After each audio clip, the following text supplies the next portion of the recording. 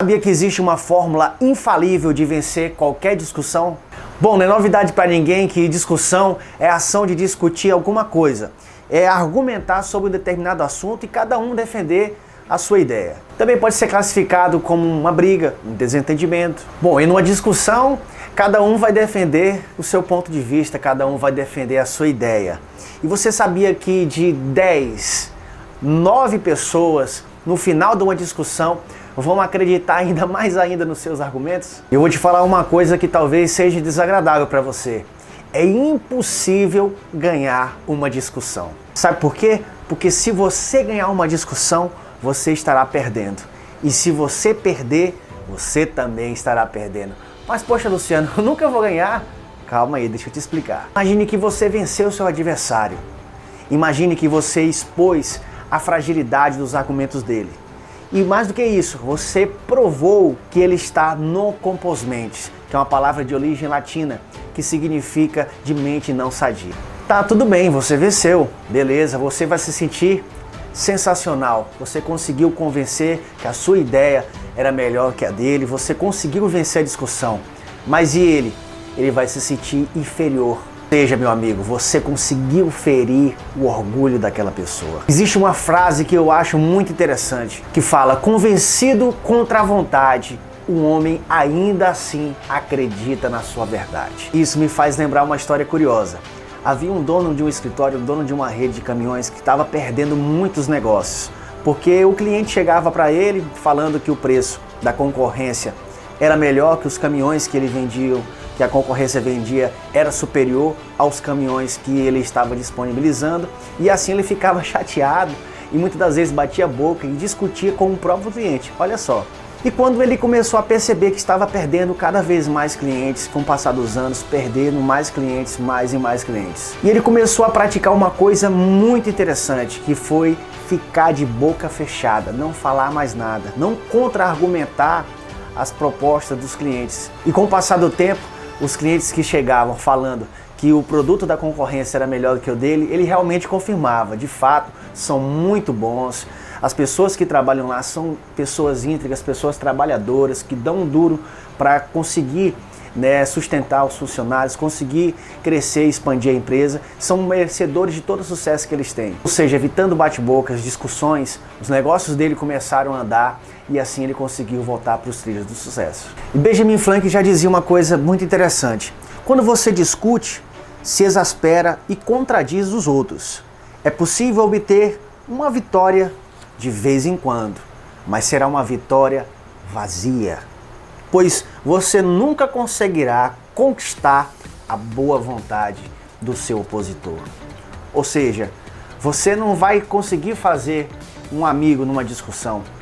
Pelo contrário, você vai ter uma pessoa que vai te olhar com maus olhos, uma pessoa que vai ter um rancor, uma mágoa, porque todo mundo tem suas verdades, tem suas crenças, tem a sua religiosidade, tem as suas convicções. E essas convicções, por mais que essas pessoas elas não conseguem expor abertamente, mas quando colocadas à prova numa discussão, quando são confrontadas numa discussão, num bate-boca, elas vão defender e agarrar essas crenças com unhas e dentes. É como se você quisesse discutir política, religião, tentar convencer uma pessoa a não acreditar em Deus, uma pessoa que é cristã, ou então é você tentar convencer um ateu que Deus existe. A pessoa ela vai se agarrar com unhas e dentes nessas crenças. E a maneira mais eficaz de você convencer uma pessoa é fazer com que ela mesma compreenda por si próprio, não empurrar de goela abaixo. Meu amigo, você pode estar coberto de razão enquanto você defende os seus argumentos, mas o seu esforço para mudar o modo de pensar do outro, da outra pessoa, provavelmente vai ser tão inútil quanto que você estivesse errado. E nós, seres humanos, temos algumas fraquezas muito comuns. E uma das principais fraquezas que nós temos é a necessidade de aprovação. Todo mundo quer ser importante, todo mundo quer ser requisitado, todo mundo gosta de se sentir enaltecido, considerado. É ou não é verdade? Buda mesmo falava, né? O ódio ele nunca tem fim com o ódio, mas sim com uma coisa, somente com o amor. Lincoln mesmo falava algo muito interessante. Nenhum homem que deseja chegar em um alto nível, ele vai perder tempo com discussões sem sentido. E eu vou te passar um código uma chave que vai fazer muita diferença na sua vida, nos seus relacionamentos. Quando seus direitos forem iguais ao do outro, faça grandes concessões. Quando seu direito for maior que o da outra pessoa, faça pequenas concessões, ou seja, mais faça. É melhor você sair da frente do cachorro, meu amigo, do que você ser mordido por ele. Porque nem mesmo você matando esse cachorro, você matando esse animal, a ferida vai ser curada. E eu vou te passar agora algumas dicas poderosas que a revista Bits and Pieces ela nos mostra de como evitar que divergência se transforme em discussão. A primeira dica delas, meu amigo, é acolha as divergências. Exatamente. Acolha o ponto de vista contrário ao seu, escute o que a outra pessoa tem para falar com atenção, se coloque no olhar, na posição dela, veja com os olhos da outra pessoa. Talvez aquele ponto de vista que ela tem pode te dar algumas sacadas que pode fazer a diferença na sua vida e pode resolver algum problema. Então acolha, escute mais do que fale. Segundo é desconfie da sua primeira expressão instintiva. Ou seja, quando você é colocado de uma situação de confronto de ideias, geralmente com a sua primeira reação, observe como você vai reagir àquilo. Tenha calma, respire fundo e não tome decisões precipitadas. E a terceira é controle o seu gênio. Se a humanidade entendesse pelo menos só essa dica, o mundo seria outro.